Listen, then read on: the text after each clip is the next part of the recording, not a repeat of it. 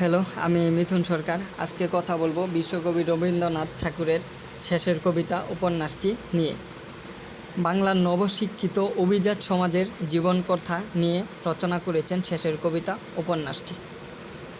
তো উপন্যাসটিতে প্রধান চরিত্র হচ্ছে অমিত রায়। সে খুব প্রভাবশালী ও ধনী পরিবারের ছেলে। তার বাবা ছিল সুনামধন্য ব্যারিস্টার। তার প্রখর বুদ্ধিদীপ্ত ও সে রোমান্টিক যুবক ছিল। তর্কে তার সাথে কেউ পারত না। তো তার বাবা তাকে ভাবল তাকে বিলেত থেকে পড়াশোনা করাবে। তো এক সময় তার বাবা তাকে বিলেত পড়াশোনা করার জন্য পাঠায়। তো সে বিলেত 7 বছর পড়াশোনা করে, যদিও তার বাবার তাকে নিয়ে কোনো প্রত্যাশা ছিল না। কারণ তার বাবা জানতো তার মেয়ে বন্ধুর থেকে ছেলে বন্ধুর থেকে তার মেয়ে বান্ধবীর সংখ্যাই ছিল বেশি। যাই হোক, বিলেতে পড়াশোনা করাকালীন তার কৈতিকী নামের এক বান্ধবীর সাথে দেখা হয়। তখন সে তার বান্ধবীর প্রেমে পড়ে যায় এবং একটা পর্যায়ে সে তার বান্ধবীকে আংটি পরিয়ে দেয়। যাই হোক, সে বিলেতে 7 বছর পড়াশোনা করার পর সে যখন কলকাতায় আসে, তখন তার পেশা জীবনের থেকেও তার ঘোরাঘুরির বিষয়টাই সে বেশি প্রাধান্য দিত।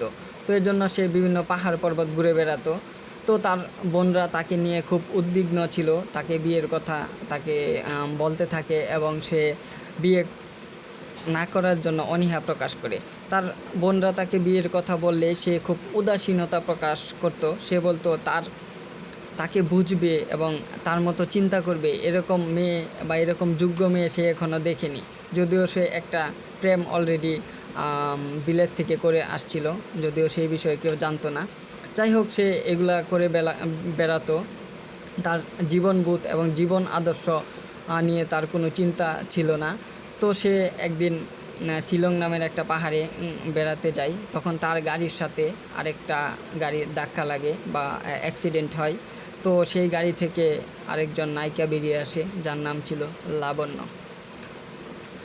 যাই হোক, লাবণ্য অমিতকে দেখেই প্রেমে পড়ে যায়।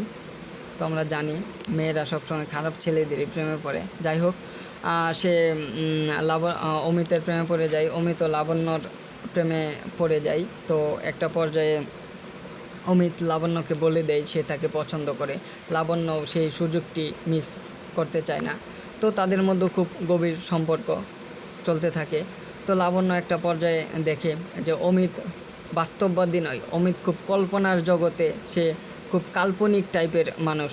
সে বাস্তবিকতার মধ্যে নেই, তার মধ্যে শুধু ঘোরাঘুরি এবং কল্পনা করা, এইগুলোই। সে কাজকর্মে তার কোনো মন ছিল না। তো লাবণ্য খুব সহজে এই বিষয়টি বুঝে যায়। তো লাবণ্য আস্তে আস্তে অমিতের কাছ থেকে দূরে সরতে থাকে।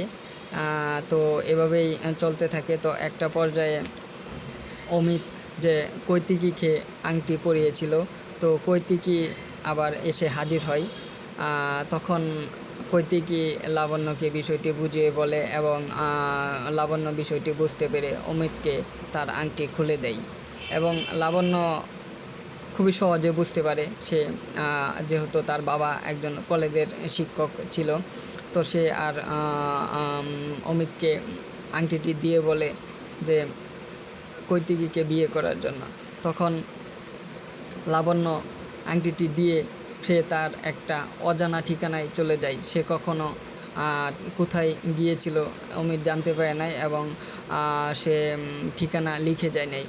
তো উপন্যাসের শেষের দিকে অনেকে খোঁজাখুঁজির পর অমিত লাবণ্যকে না পেয়ে কৈতিকীকে বিয়ে করে এবং কৈতিকীকে বিয়ে করার মাধ্যমেই উপন্যাসটি শেষ হয়। ধন্যবাদ সবাইকে।